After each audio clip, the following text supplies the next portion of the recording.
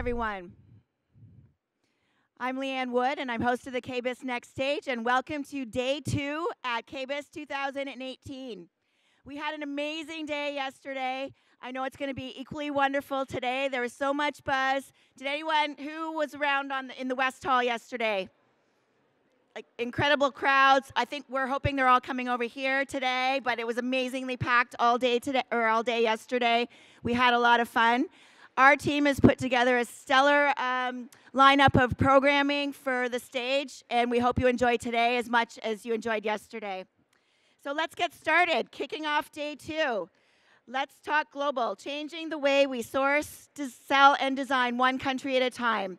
Because, as we said, it is a small world after all, and apologies if after I say that you start humming that Disney song. Okay, everybody? No? Yeah. Sorry about that.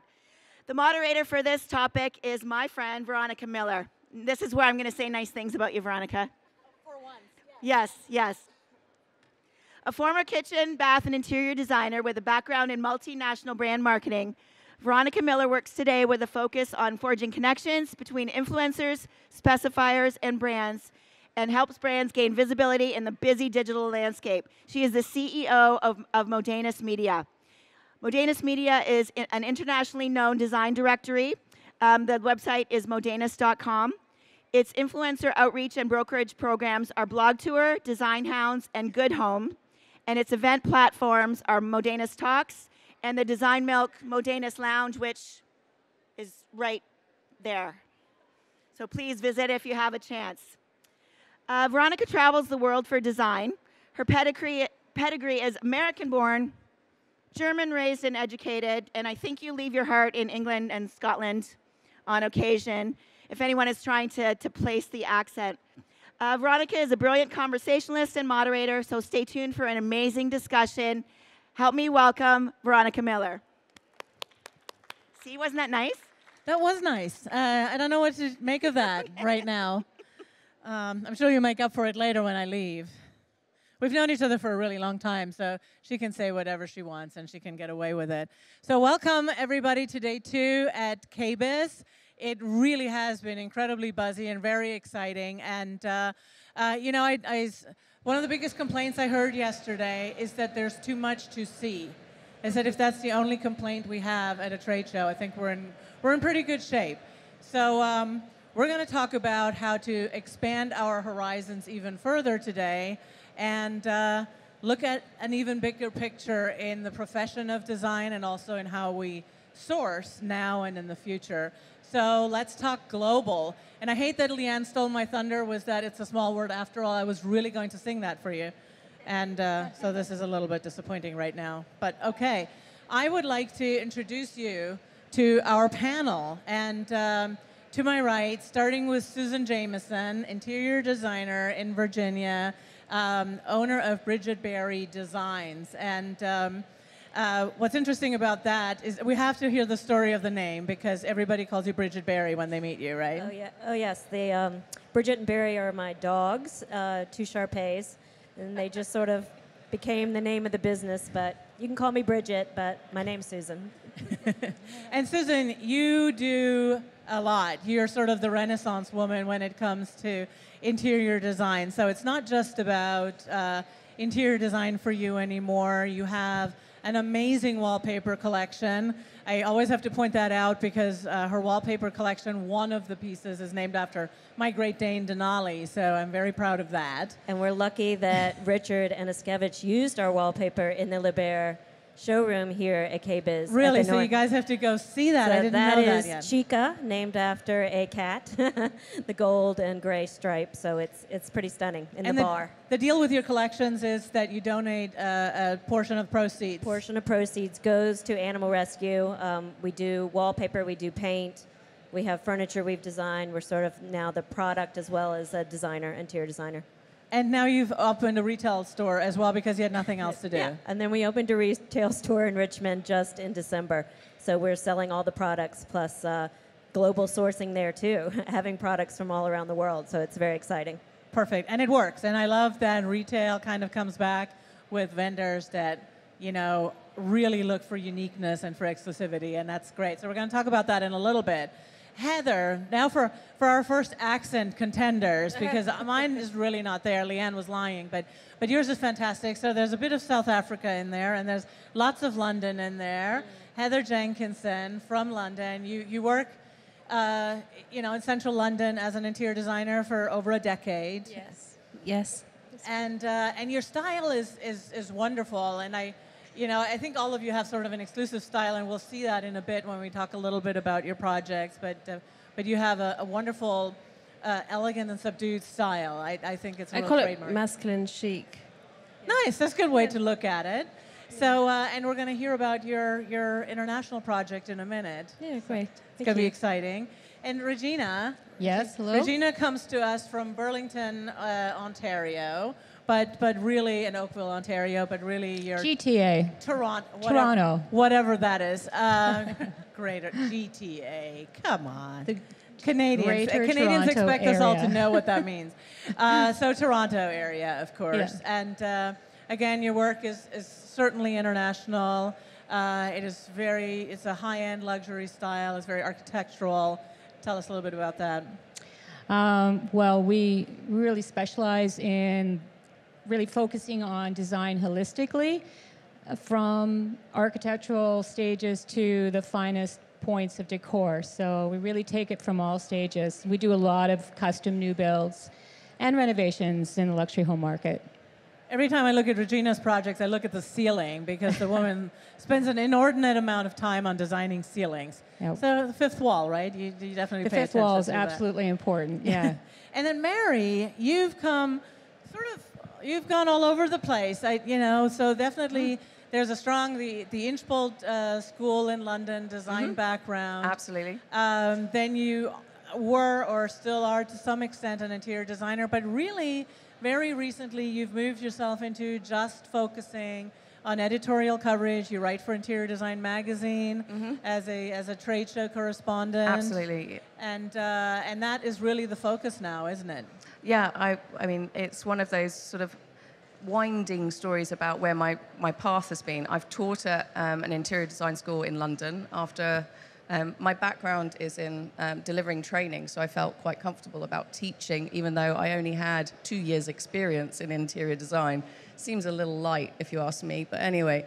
And recently started doing more trade show reporting for various publications. And the joy of that is that I get to see sourcing really firsthand. I get to hear all the sales pitches and get to sift through it. But the sad part is I don't necessarily have clients to pass that on to now because I'm writing about it. I authored last April the Milan trade show report for the Australian market, focusing on lighting design. And I contribute at various points in the year for trade shows for Interior Design Magazine. If anyone caught Cindy Allen's talk yesterday, she really is a powerhouse of kind of knowledge, and it was really quite an exciting talk. But I also cover for sort of local independents in the UK. But my primary market for talking about writing is covering European shows for the American market, and also for the Australian market, because you're less likely to send writers to go to Paris. Lucky me. She's very lucky. She really gets to go everywhere, and it's just not fun. We're all jealous. So one thing I hate about stage presentations is that you're never really getting to speak to the audience. So, and since we won't hear you very much, I would love to know, show of hands, who here are designers, remodelers? Hi, very welcome. Welcome, everybody. And who's everybody else? How about manufacturers? Nice. So we've got a 50-50 split. So that's great. I like that a lot, actually. So, and as for the designers in the room, do you guys, designers and remodelers and builders, all of you guys who actually work with clients and designing spaces for them, do you guys source internationally already? Do you look for products? Do you go to international trade shows? Fair enough. Small villages and craftsmen. I happen to know another group of people back there who will be able to tell us a little bit of about small villages and craftsmen. my Thomson Traders team, and we'll be speaking to you guys later on in our lounge just next door here to talk a little bit about that. I think the sourcing is very, very important. I see a couple of international sources sitting in the audience, and we'll talk about that later too. So it's very important to, we feel, look beyond your borders and see what's out there. If you're a designer, to look at possible projects that are abroad, and it doesn't necessarily have to be another continent. It can be another city, but it can. What are the ways of overcoming geographical boundaries in design is really the first portion of our discussion today. And what I'd like to do is comment, well, look at some of these international projects which our panel here have put together for us today. And, you know, again, I think it's just as challenging if you're in New York and you're trying to work in LA. What's the logistics? Who are you partnering with? How do you handle shipment, receiving? How do you handle customer satisfaction? So right there's tons of questions. I can't even imagine what you guys are going through. And we're not talking about New York and LA. We're talking Moscow and India and Costa Rica. So we'll take you on a little journey around the globe here, starting with Susan's most recent project in Tulum, Costa Rica. And I've got a couple slides. Would you like to work through them? There's Sure. 4 of them, and you can speak to them. I think what's really important is to talk about not just how beautiful these projects are, but what the challenges were, what you ran into. Whoops. And also what the opportunity is. Well, this project actually is in Tulum, Mexico. And so this was one that we worked on. It's in the biosphere. So it is a nature preserve. So not only did we have to deal with how we were going to build a home that needed to be energy efficient, needed to have its own septic system, its own windmill for power, even the trash, everything had to be green. And that was a challenge in itself, just dealing with the environmental issues that needed to go along with building a house in this area. But it also was a challenge because I was the American designer, the architect was Mexican, and the contractor was Italian. So we all had this language barrier, but that really wasn't much of an issue. The workers were all Mayan, so they didn't speak Spanish. So in between the 3 of us trying to figure out broken English and Spanish, there was also Mayan. So it had to go through to the head foreman, who would then translate it into Mayan for the workers. So that became a challenge sometimes when I'd go down. Things, instead of being 3 feet, were 4 feet. And so we just stopped doing measurements, and I started touching and drawing on the walls. It's not here, it's not this big, it's this big, it's not, you know. And then they were like, oh, see, yes, we get it. It was also a challenge because all the roof is a palapa style. So this house in general was done in a Mexican traditional style, which was very interesting just to see the workers go, climb up, and make this roof in, you know, a couple of days. Boom, it was done. And it takes it through hurricanes. It's right on the ocean, between the ocean and the lagoon. The floors are all concrete, which is also interesting because the soil is all sand, so the house is above. It's also open to the Caribbean Ocean, which you can see there. So I had to deal with things being, and which is really interesting about plumbing, there's rarely any plumbing that can withstand, nor appliances that can withstand the ocean air. They continually get corroded within maybe a month. And luckily, Growy, if Growy is out there, is the only faucet that can withstand about maybe 6 months to a year without being corroded. Something about their finish is amazing. So thank you, Growy, wherever you are. So already this kitchen is being redone because the appliances just don't make it. This is the dining area. Talking about working globally, we worked with a lot of craftsmen. Locally, this tub was carved out of mahogany by one of the local craftsmen in Cancun. Cancun is Tulum is 2 hours south of Cancun, of Cancun. So we designed a front door. We used local craftsmen. We tried to use local sources and tile. And it was interesting because in Cancun, there's a Kohler dealership. There's all the appliances you would normally find, and a lot of Italian cabinetry. So that was an interesting concept to see.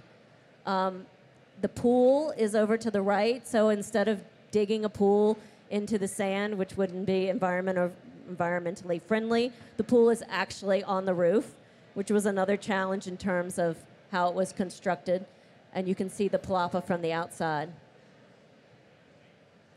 And that's that. That's the next one. So I want to talk a little bit about, before we move on to the next one, you've mentioned the challenges.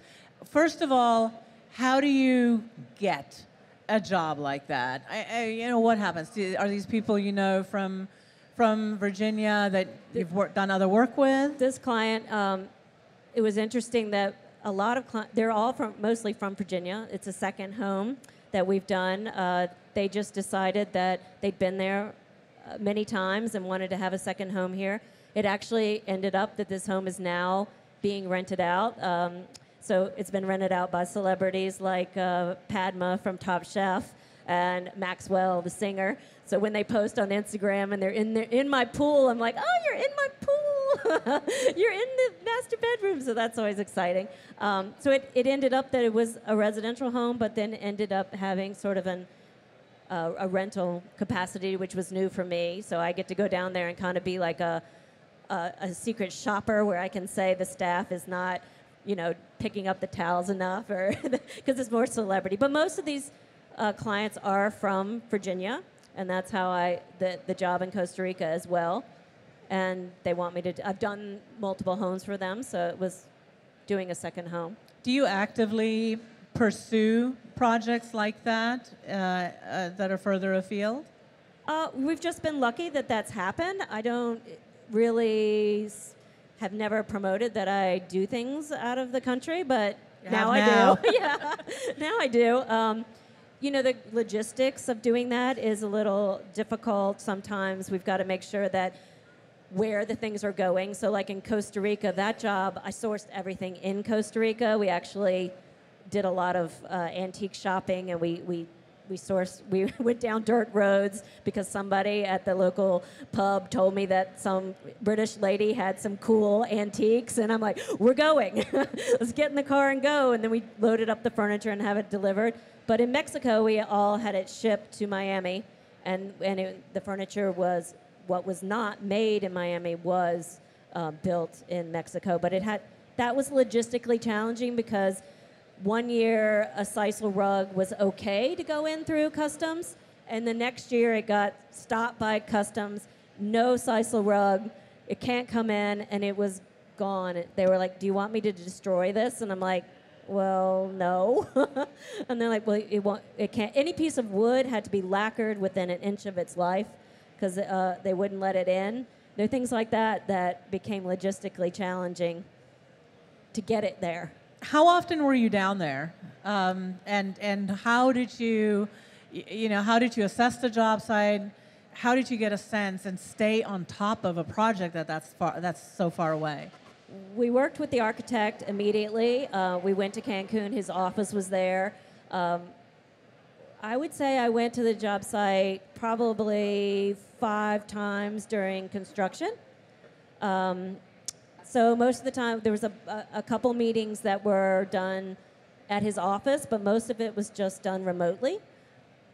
We would either talk via conference and talk about what we wanted. The contractor was pretty hands-on. He would send images, and I think that's how we work when we work in Florida. Somebody will send an image. Do you like this?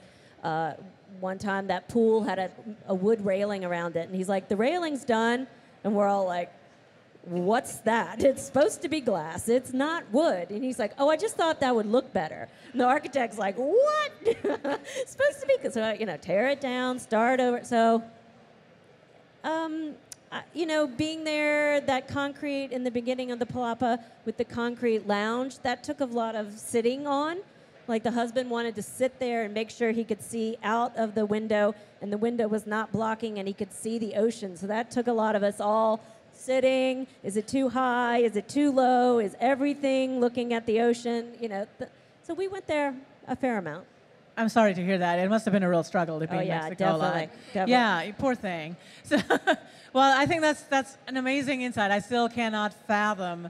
I find projects as a designer even difficult when they're in your own backyard. So having to overcome this kind of communication in terms of language barriers and the distance and the time difference and all of the above. And the geographical issues. And it's just unbelievable. And that leads me actually to Kazan City, not far from Moscow. So if you want to take your clicker, Heather, and walk us through what you're doing from London into Russia. Right. So firstly, Kazan City is southwest of Moscow. It's in the Green Belt. It's an affluent, desirable part of Russia. There's a wide community of international people, and my clients have properties in London. That's how that's how they found me.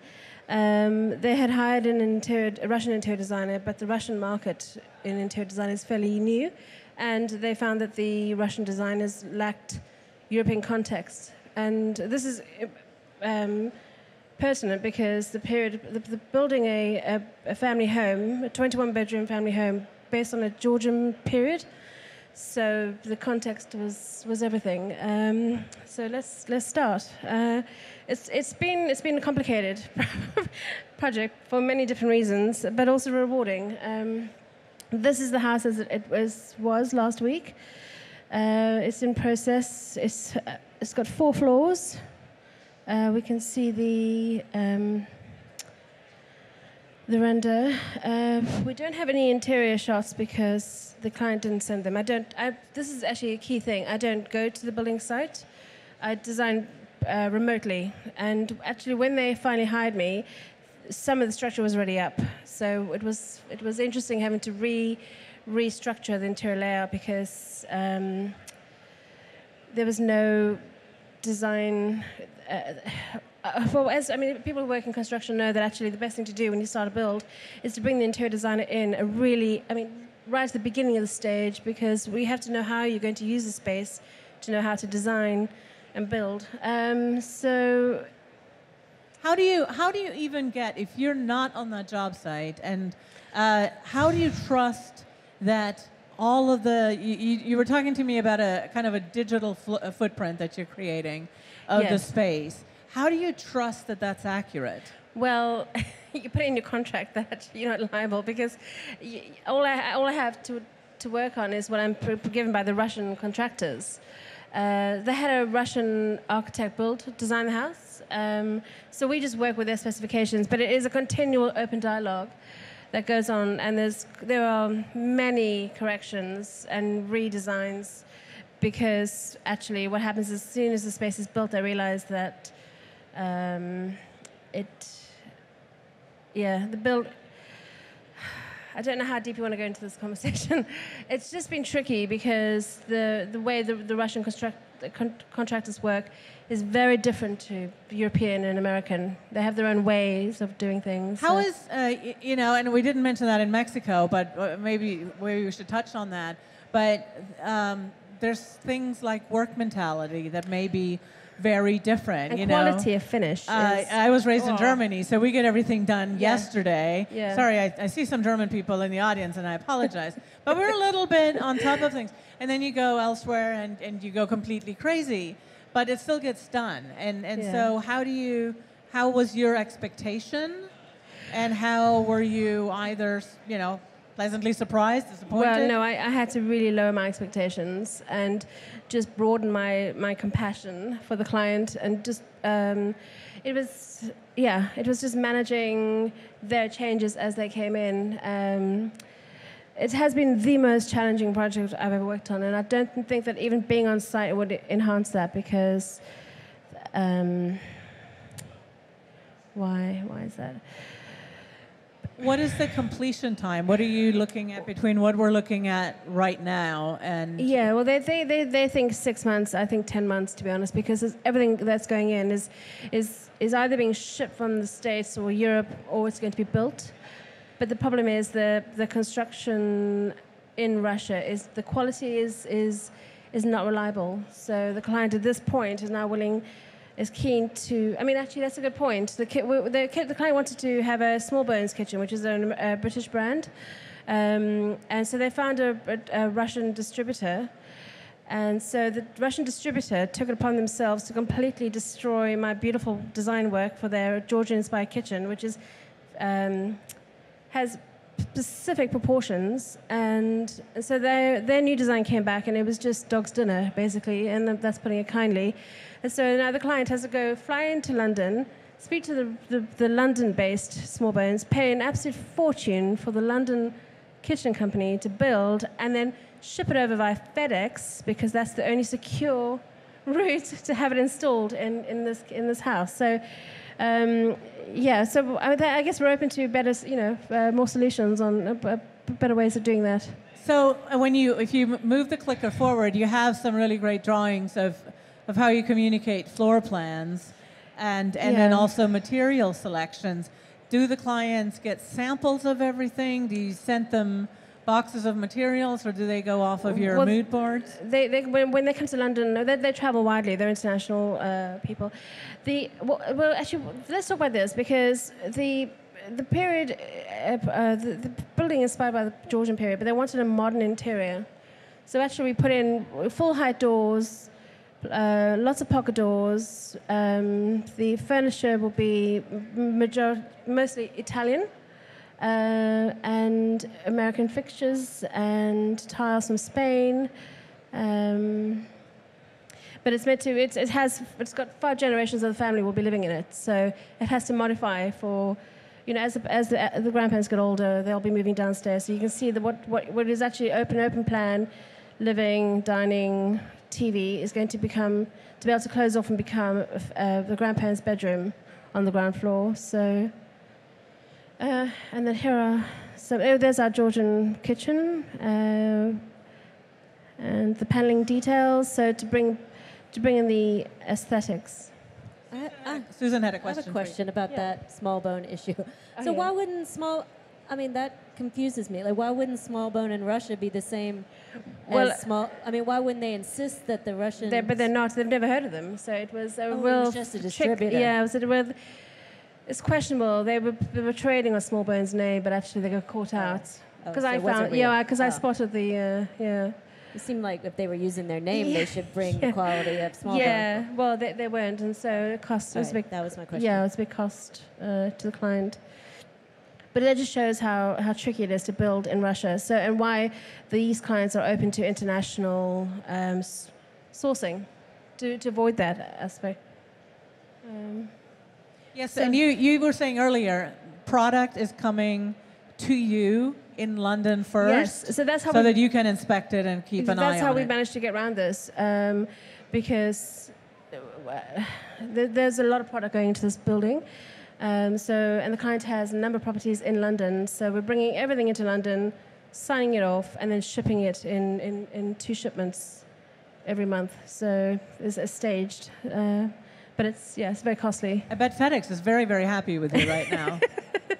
I'm hoping for a trade discount. Yeah, no kidding. But no, it's a considerable expense. But it's a big project. So that's the living room board, and that's going into the master bedroom sort of finishes. So you can see there are some modern.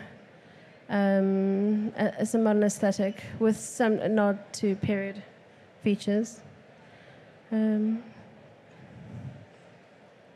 there we are. And that was it. So, so Russia. Again, I'm just completely in awe when we started talking about this project, and I'm thinking I cannot imagine, even, I would dread every phone call, I think. What happened now? What didn't arrive? How did it arrive? Just the logistics alone. And so, since we seem to be going further and further afield, why don't we have you, Regina, tell us a little bit about a couple of projects that are a little bit closer by, but that were extensive and still away from your home, and then your most current project in India. Mm-hmm. Well, I'm going to start here with one of the projects. This is actually from home. And the reason why I'm showing it to you is because it has significance in our firm's travels and our work abroad.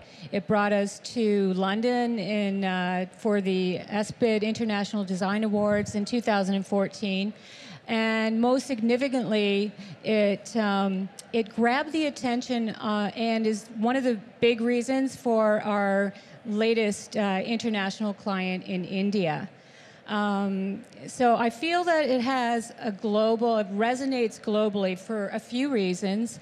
Number one, it's a classic contemporary styling, but it has strong interjections of colorful art, of personality, and really that is taken from my client's sense of history and a sense of place. And we brought that into the equation, and it really does have a well-traveled look. And hence we're getting a lot of attention with this one. This one here is actually from the United States. It's a Victorian mansion new build that brought us to Saratoga Springs, New York. And this one was predominantly based around the build, around the architectural detailing, the millwork design, custom features design. The project brief was really about mastering the mix. It was about Southwestern design mixed in with Victoriana, if you can imagine that. Wow. Very unusual. And on top of it, very unusual concepts that we had to really embrace, driven by the client. We designed a central conservatory in the middle of the house. This was a mechanical feat. And it was also something that we really had to wrap our heads around and see how we could make it work. But it is actually open through the roof, which makes it very unusual. It is allows all the seasons to come through for our clients to enjoy throughout the entire year. That's beautiful. And again, and the architecture is so important. Your work, really all of you, but there's so much detail. Mm-hmm. How often are you there? How do you make sure that the execution is on par with what your design demands? Well, we certainly can't be there all the time, especially with a build. But I would say the big thing is we did, get a spreadsheet and our timelines from the builder so that we can work in tandem with them and really kind of effectively stage the times that we would be on site because it was a travel to make that really efficient and cost effective as well, of course. So we did go there several times, and by going there as well, I found that a lot of inspiration came from the actual little city of Saratoga, which is steeped in Victorian architecture. We stayed at the Gideon Putnam Hotel, which is a historic hotel in the state park. It's absolutely beautiful, wealth of inspiration. And the city has every single building is Victoriana and absolutely beautiful. So we got a lot of our inspiration from there. But the other thing I want to say about this, in order to get that eclectic mix, that Southwestern decor in there, we did that by bringing in, first of all, understanding what our client really meant by that. And then we subliminally brought in very colorful Mediterranean and caustic tiles. We sourced Turkish mosaic lighting from a little shop called the Turkish Bazaar in the town of Saratoga. And we brought in rusticated details, and then we mixed that all up with Victorian tracery. As you can see there, that's very Victorian. But we, bringing in all the colorful details is what made it happen. And when you first said that, I was thinking, I think my jaw would just drop at the first interview with the client and going, back up on the Southwestern. But you know what? Isn't that the essence of anything Victorian? Absolutely. Is to be eclectic. It is the essence of Victorian. It happened to not be Southwestern during the actual Victorian age, but I think they would have appreciated that. They really did. Hey, we saw something, we got access to it, we'll have it. And exactly, and it's what they wanted, they needed to have. But I needed to curate that to make sure that obviously it would work, and to give that designer stamp on it. But really, the stamp is the character and really the idiosyncratic ideals of my client for their home. They originally contacted us, this is an interesting story, because they fell in love with a water feature that we did in our East Meets Southwest project, actually happening in Canada. And they wanted to replicate that. And so I said, yes, we can certainly give you something of that essence. And then I found out that it was Victorian. And so I really struggled with how I was going to do that. But since then, we actually did design 4 different water features for them in this home. And what was your biggest challenge in this project? Yeah, that was one of the big challenges, absolutely. It was just to really understand, understand what the client's needs really were. And also, of course, to make sure that our communication was really clear to the local builder. We worked very closely with the architect, so items or features such as this could absolutely be realized. Yeah, I can see. Take us to India. Okay. So this is our latest project is in India, and it is in Gurgaon, which is just outside of New Delhi, and it's about a 10,000 square foot penthouse. It's a raw shell penthouse, and really, the first time I went there was in April and walked through it, and was very overwhelmed because it is very raw at this stage. It's unique on several levels. Unique because the client actually found us on Instagram, if you can imagine that. That was the client that fell in love with. And who says social media doesn't work? Come on. It absolutely does work, I have to say. And so unique on that level, and also unique, of course, because it is halfway around the world, literally. And so there's cultural differences. There's certainly also generational differences with this project, because we're dealing with, it's a 10,000 square foot home, but there's also a very large family, span over 3 generations that live here. So that will live here. So we needed to ensure that we really understood the history of the client, the history of the place. Certainly all of the members of the family, we needed to ensure that we understood exactly what their needs were. And, we did that through extensive communication, questionnaires really directed towards each of the family members, and certainly ensuring that we had some images and drawings to back that up so that they would really understand, and we would understand too. So that was absolutely, that once we got the design down though, that was the easy part. I would say the most challenging part in this project is the things that are coming up. I was just there in November for the first level of procurement, and it is absolutely a completely different world to work in. Just the logistics alone to get from point A to point B, you're in traffic snarls all day long. And finally, when I listened to my client, and he said, you know what, Regina, you just have to go with the flow. And if you get one thing done in a day, then you're having a very productive day. And he's saying that to somebody who gets up at 5 o'clock in the morning, and by noon, I've dealt with several projects. So it was a really difficult thing to grasp.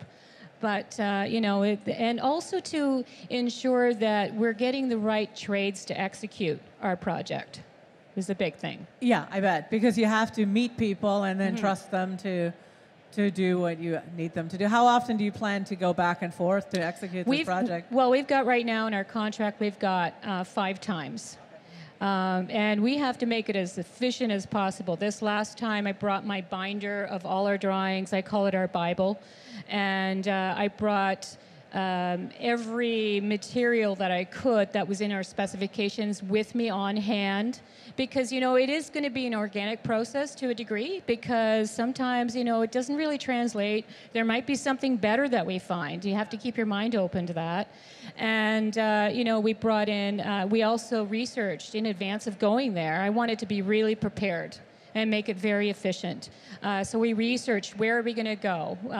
What trades are we going to go and see? And what suppliers are we going to go and see? So we have to continue the conversation because we're getting very, very close to making a very big announcement here today. But I did want to let you wrap that up before we talk to Mary about sourcing globally. And this is some of the design elements in the penthouse.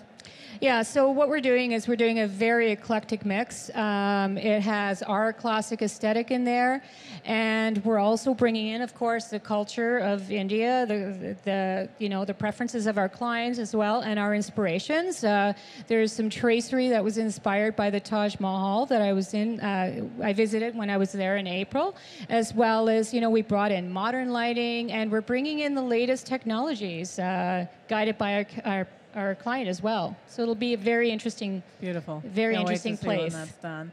So thank you. So Mary, now we're going to flip the conversation a little bit. Not that you haven't designed internationally, which you have done, and they were amazing projects. But we want to talk about sourcing globally very, very quickly before we go into some more sourcing globally, actually. So you're everywhere all the time.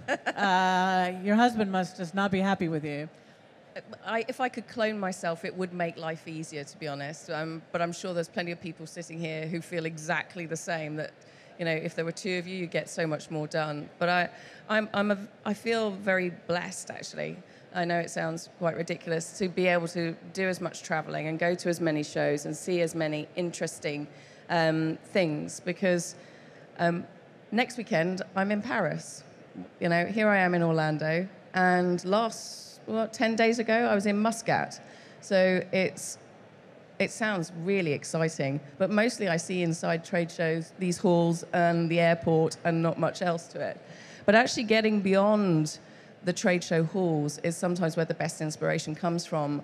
And actually, lots of the trade shows that I go to do have satellite shows that are in the city. And it's normally born out of the fact that these are smaller vendors, or that they haven't got the marketing budgets, or maybe even that they're design students.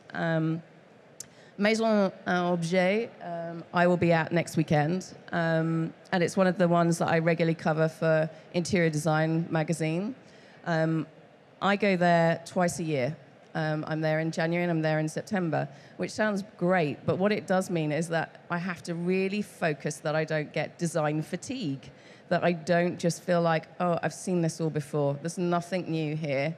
And it's really about digging in and kind of making sure that the brands know that I'm looking for the new stuff, but they also know that I'm looking for the interesting things.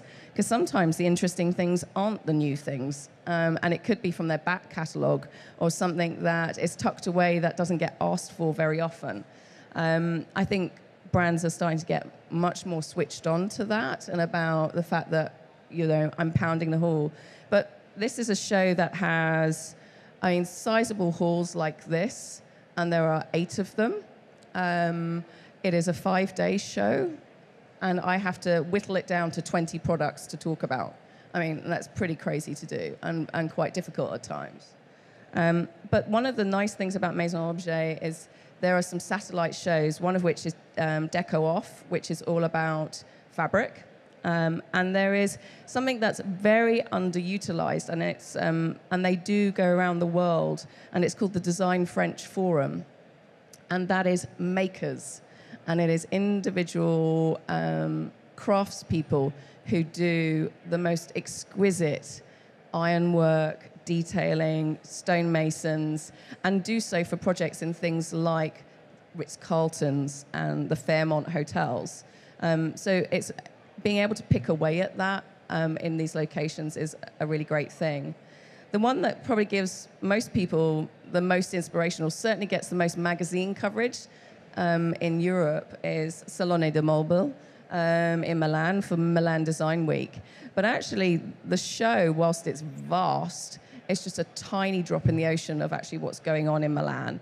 And some of the most exciting and inspirational things are actually going on outside of the showgrounds because they're being hosted in palazzos. You know, you're going along to see a contemporary company, and they've taken over a whole palazzo, and you've got frescoes on the ceilings. And that juxtaposition can be just, it can blow your mind. Lots of things, though, at this in Milan aren't necessarily, though, available to purchase. It's all about what might be coming, and some of it's just for inspiration. So it's part art installation at times, which is fun, and certainly that's the Fiore Salone. That we're talking about, you know, somewhere in the region of about 3,000 events happen in 1 week. So actually knowing what you're going to do, you spend your whole time with FOMO. You're like, oh my goodness, I've just seen somebody post about this thing that's happening at the back of a bar somewhere down an alleyway, and I really want to go and see it. And that can be quite, you know, phenomenal. One of the things I have noticed going to as many shows as I do, that is that I have started to see many of the brands now moving around. So there are brands that I would normally see in Maison that might pop up in Salone. And equally, you know, Ambiente in Frankfurt is a really practical, good show. If you've got retail stores particularly, you find a lot of people there. Not so many sort of architects and specifiers there, but certainly in terms of tabletop and the smaller pieces, it's got lots going on for it. And then you have something like Stockholm Furniture Fair, which used to be, which I'll be at in a couple of weeks' time. It used to be really small. It's still relatively small. Oh my goodness, it would fit. You could probably fit Stockholm Furniture Fair into this hall alone probably 4 times over. But what it used to be was that it was quite unique, and that the brands that you were seeing there weren't necessarily known internationally, and that has really changed in the last 4 to 5 years. And those brands now, you see them in London at London Design Festival. But going there, there's something that I noticed particularly about Stockholm Furniture Fair, is they tend to be quite a leader in terms of where colour direction is going. And there's a real colour trend, but it's very European in its outlook. And certainly if you like that pared back Scandinavian Nordic, this is the show for you. Alongside the Stockholm Furniture Fair, they have a really big student exhibition, which is a whole hall. And they are literally, they haven't even finished their degree shows, and they're showing already prototypes of what they want to do. And they are being picked up and hired at that hall. And it's really great to see those guys and what they've got to offer, because it tends to be more innovative. It's got interesting little design details that you kind of go, haven't seen that for a while or at all. So it's really great to see. Thank you. You know, there's such a big world out there. And part of what we're trying to do today, can I get my clicker back? Can I drive, please? I hate not having my clicker. Give me my clicker. Part of that big world is something we want to talk about at KBIS a whole lot more. And to do that, I would like to ask the Senior VP of Emerald Exposition, Brian Pagel, and the mastermind behind KBIS to join me up here. Good morning, everyone. Hello, Brian. So, are you having a good KBIS so far? Come on, there's a coffee stand right here if we need Yeah, to. wake up, wake up. I was promised, you know, earlier I had a great slide and they put it somewhere else. I wanted stomping of feet and some excitement. We'll get to that in a minute. Well, no, we just don't want exhibitors stomping feet, because that means that something's going wrong. Oh, yeah, none of the exhibitors, but everybody else gets to stomp. So, Brian, you know, what I did is actually, you may not know this, but I got you this little focus group to work with. And it's not an ambush. Don't think that this is an ambush, but it's a little bit of an ambush, because what we'd like to do is we'd like to ask our panelists and some of the folks in the audience too to tell us what international brands all of us would love to see at KBIS. And then what we'd like for you to do is write this down. So if you have a pen and paper, that would be helpful. And then, even better, who needs pen and paper? It's all about green. No trees have been destroyed in the making of this program. Just start dialing those numbers. And what we'd really like for you to do is call these people that we're about to tell you about and invite them to KBIS in 2019 in Las Vegas. Is that okay? It's as easy as that. Okay, perfect. So now that we're all on the same page, what I'd love to do is ask our panelists some of your favorite international brands that you would love to see at KBIS. I'd like to see Buster & Punch hardware. I'd like to see DeVol cabinetry from the UK, and AMG appliances. AMG, they're like smaller appliances. And Walter Fink cabinetry, that's more of a European slick kind of cabinetry. You got that? Yeah? Okay. On it. Still good? Okay. Heather, how about you? Better May. They make tiles, but they've actually expanded into fabrics, and furniture is coming soon. So they definitely want to watch. They're an exciting brand. Two really fabulous bathroom brands. Number one, Drummond. I found I introduced to them in Decorex in the UK. Beautiful stuff. Period. Handmade quality stuff. Love to see that here. Another one, a luxury brand called Maison Valentina. I would love to see something of that flavor as well. I think I'd love to see all those guys here. What's the motivation there, Brian? But I think it would be really amazing. What about you, Mary? I was going to say Ted Todd, who are here in the audience. We already have him here. They'd be good to see. Equally, Ceramiche Celio, which are Italian bathroom brand. They've got some really interesting colored things, not just white. That would be fun to see here. Color's good. But yeah. I also happen to know that we have some amazing products already here. So we have Ted Todd Flooring visiting us from the UK right now, and we really, really hope to see you at KBIS in 2019. Yes, are we? As do I. As do I. As do you. And then we have an exhibitor already from Italy, Luca from Superiore. I can wholeheartedly say that it's an amazing, amazing cooking appliance. I happen to have one, so I'll be your ambassador for a minute. But it's really, really great to see these European companies. Anybody else in the audience that has some favorite European brands or from beyond there? Alberto. Water Monopoly. From England. Absolutely. Absolutely. And Yes. Rosanna Kitchens from, I think they're Italian, no? Yeah, they are. Super They're Italian. contemporary, metal, beautiful transformer kitchens. I would also add Jessie Bathrooms. Absolutely. Need those. Creo. So you're still writing, yes? Is this all going in? I can retain a lot up here. Nice. That's what why I I've don't been- have any hair. You're just working so hard. It's inside. So I think there's so much room for some great international brands at KBIS, and it would be amazing to see that. And I'm wondering if you have something planned that you would like to talk about today that helps make that happen. We sure do. So working with some of our trend spotters with the NKBA, Veronika, and some of our other friends and colleagues throughout the industry, we've traveled the globe. And one of the things that's become very clear is we are in a global economy. It's no longer about necessarily where a brand is or something's manufactured. As designers, you're pulling inspiration from all over the world. And I think we have a real advantage here in the US. I mean, if you pay attention to what's going on with the economy, you know, these brands are acknowledging the opportunity as people are going to continue to remodel. They're going to continue to build high-end homes. So we want to help the brands get past some of the barriers that have traditionally kept them out of the U.S. Plumbing standards, distribution, power standards.